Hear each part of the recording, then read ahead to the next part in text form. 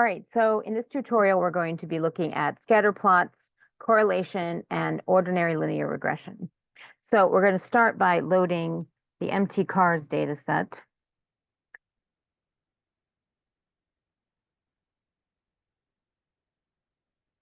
And we're going to reset our graphing window just to make sure that we're not on an old setting with multiple graphs per screen.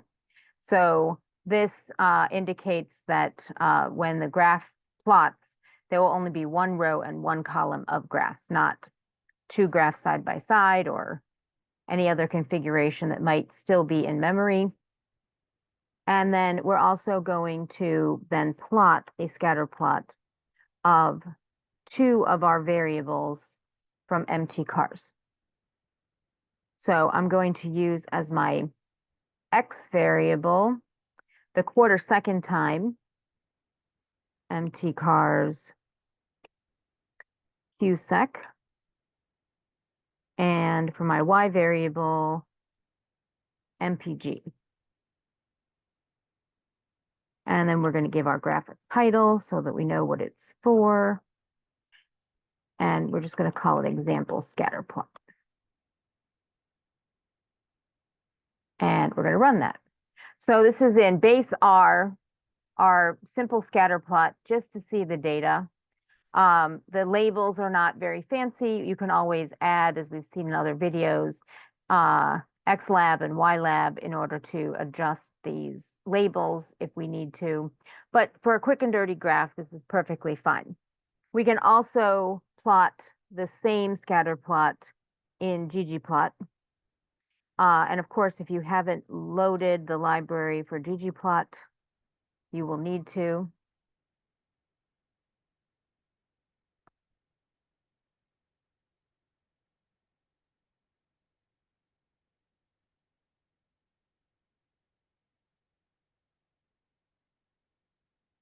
So again, x is going to be our quarter mile per second, seconds per quarter mile acceleration time, and y is our mpg. And we are going to create a g on point. And we're going to add a title. And we're just also going to call it example scatter plot.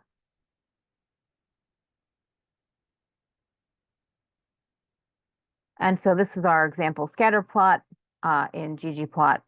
And it looks very similar to our previous example, although it's a little nicer. But the data looks basically the same. Now, once we have visualized our data, this doesn't look like a terribly strong correlation, but we can calculate the actual correlation numerically using the core function. And it's basically going to work similar to our original plotting.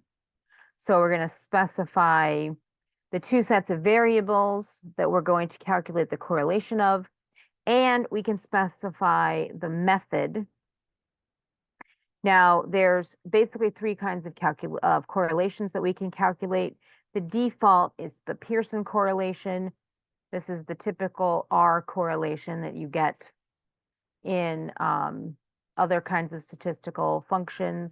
If you've ever done regression or correlation in the TI calculators or in Excel, this is the default correlation method. There are also two other correlations that we can calculate. The Spearman and Kendall Tau correlations are going to be non-parametric correlations. These are going to give you basically more or less like increasing functions or decreasing functions, not necessarily linear measures. And Kendall is the third one. And we can see that based on these correlations, the Spearman is the highest and the Kendall is the lowest. And they're all sort of in the range of weak to moderately weak. 0.4 is sort of the traditional cutoff for weak to moderate. So it's right at that boundary. Kendall is a little lower, but still in that same general vicinity. Now, if we want to actually create our regression model, then we're going to use the LM function, and I'm going to go ahead and call this some model label so that I can extract things from it and refer to it. MPG is going to be my Y variable, and I'm going to model that with the Q second variable, and I'm going to specify the data set that this is coming from. And when I run that, I can then get a summary of my linear regression model. And if we look at the output here, the output is going to remind us what the formula was that we used to call the function. It's going to specify the range of the residuals so that you can kind of get a peek at how symmetric they are, if there are any potential outliers. The median is a little low. The max is a little higher than the minimum, but not too far off. There are coefficients. The intercept is going to be negative 5.1140, and the coefficient of Q seconds is going to be 1.4121. But if we look at the p-values here, we can actually see that the intercept has a p-value which is well above any common significance level. And the Q seconds coefficient is falling into that below 0.05 range. So that one we can keep, but this constant doesn't seem like it's really doing much for us. We can also see in the output that we're getting a multiple R squared value, which is not very good. And we're also getting things like our model p-value, our F statistic, and the p-value that goes with it. Notice that the p-value for the model, when there's only one variable in the linear regression model, is basically identical to the p-value for the coefficient of our main variable. And this also gives us the residual standard error. So we get a lot of information from this output. We have information on the standard errors for both the intercept and the coefficient, as well as the t-value for individual hypothesis tests. The null hypothesis in each of these cases is that the coefficient is 0, and the alternative is that it's not 0. Now, once we have our output, then we can go ahead and we can plot the regression line on the graph. And so we're going to look at doing that in base R and in ggplot. So I am going to basically copy most of this from our previous plotting efforts. We are going to plot this with the regression line.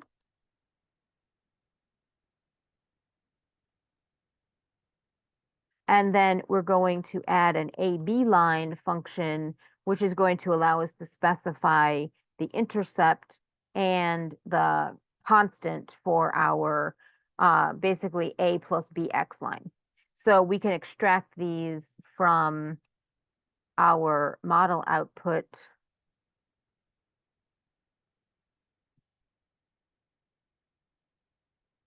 And then we would plot the graph, and then we would add the regression line to it.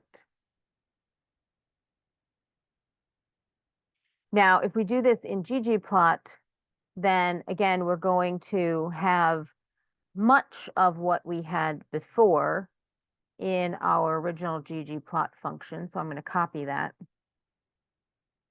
But after we plot the scatter plot, we are going to actually plot another geom.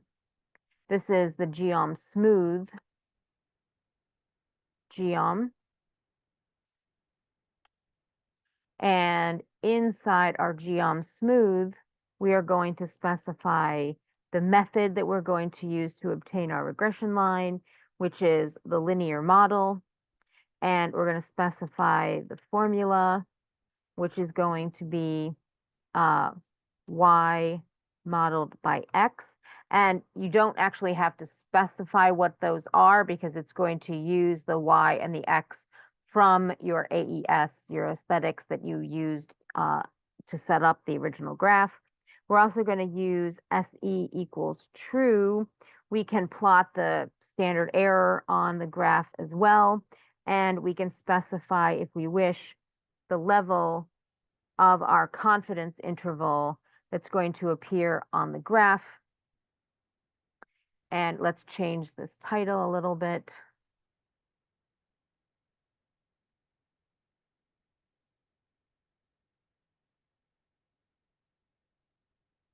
So the confidence level, we can adjust that.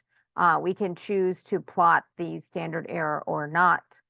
And of course, there are actually other methods that we can use besides the linear regression, but we may look at those at another point down the road. And then we're going to go ahead and we're going to run that. And so we get our scatter plot. The blue line here is our regression line. The gray shadow is the standard error for that point along the curve. And you can see that it's narrowest in the middle of the data and it's widest as you get further and further away from the center.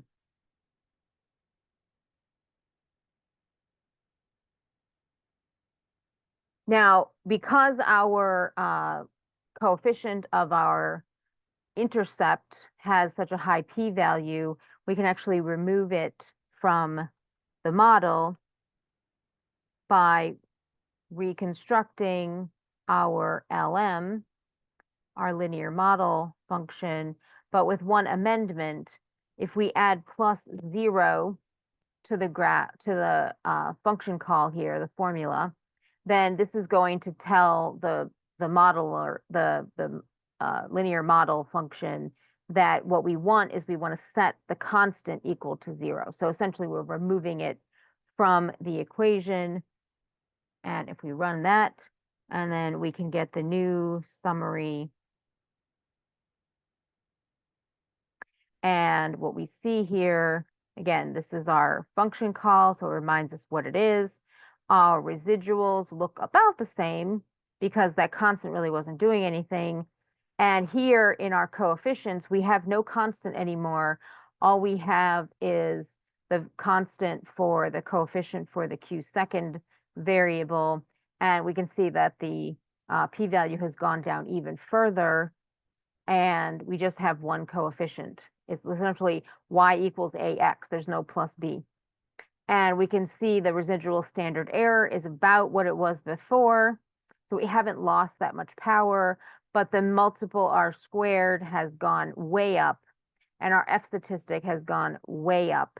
So that's good in terms of the quality of our fit. Now, if we want to figure out what other variables we might want to put into a regression model, we can actually look at all of the correlation coefficients with all of the variables. And so we're going to create a variable and calculate the correlation on the entire data set. And if I just type my variable and output it to the screen, I get this chaos because I have all of these extra digits that I don't really need. So what I can do instead is I can round my results to just 2 decimal places. And then this will produce a much tighter table that's much easier to read. And these, you can see on the diagonal, these are all ones. That's because they're calculating the correlation of a variable with itself. MPG correlated with MPG is, they're identical. So of course the correlation is 1. But you can see if you go through here, for instance, what are the variables that are, how are they correlated individually with MPG? You can either use the first column or the top row of this table. And we can see that the highest one, the largest absolute value is actually weight. Cylinders and displacement are both also very high They're both negative, but they're very high, relatively speaking. If we actually check to see the relationship between cylinders and displacement, you can see that these are very high and they're very highly correlated with each other, which could cause a problem when we add multiple variables to a model. We might see that they're collinear, and so one variable might contribute a lot to the model, but both of them won't contribute. When you add the second one, it won't add much to the model. It might just end up overfitting the data. So again, you can go through and you can actually look at what all the highest correlations are of variables with each other, and you can use this as a strategy to maybe decide which variables might you want to include in your regression model. Now, as we go through, we're going to be able to actually have a process for how we can decide formally what are the best variables to keep in our model, which ones are contributing and which ones aren't. We can see that some of these correlations are relatively lower, Q second, quarter second, gear, quarter mile in seconds. And our gears are sort of the weakest with the relationship with MPG. And so that we should have a process for figuring out what do we actually include. But a table of correlations like this gives us sort of a window into what the entire data set is doing and how all the variables in the data are related to each other. We can also plot this as a graph, so that sometimes looking at all these numbers can be a little bit difficult to process. So we're going to use a package called pairplot. And again, if you haven't installed this, go to the Tools menu and install this before you try to activate it. And then we're going to use the pairplot function from this package. We're going to plot the correlation table that we calculated. We have various types that we can calculate. Upper just indicates that since the bottom half is just correlated in the opposite order with the top half, you can choose to just plot the top half or the bottom half, for instance, or the whole thing. So you can see when you start typing things, it's going to specify information about the function that you're doing. This H-clust is essentially what kind of order you're going to put the correlation variables in.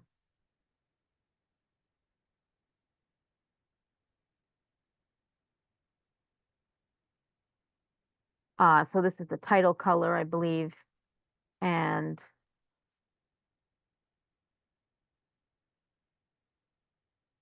when we run this, this is our plot. Now, you can look at the documentation for pairplot, and you'll see there's lots of other options that you can use for this function. So you can see if you hover over it, it gives you some of the other options: method, circle, square, ellipse, number, shade, color, pie, type. We've done the upper version, so you can see that's the upper triangle. And so there's some other things that you can include. I believe you can also adjust this is the Pearson correlation by default, but I believe you can also experiment with different kinds of the Spearman or the Kendall Tau as well. Let's try the method. And so we did the circle, I believe is the default. So that's just that graph.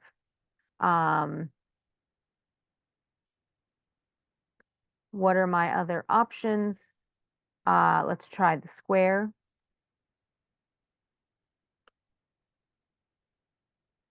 So it fills in the square. It still has the shading corresponding to the legend on the side. What is another option? We can do an ellipse.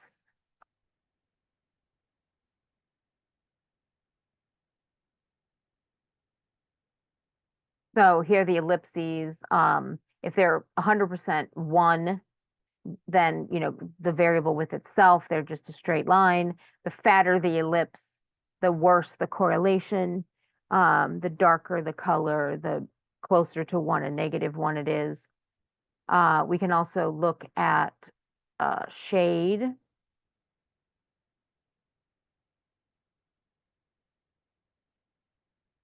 Our other options were color and pi.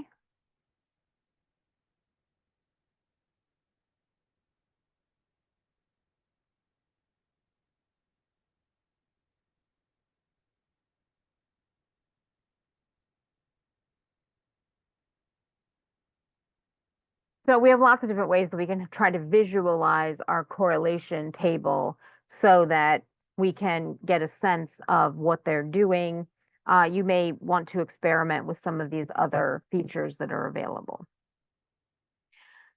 Now we're going to load a library called ggplot. And again, if you haven't installed this, then go to Tools and first install it before you try to load it.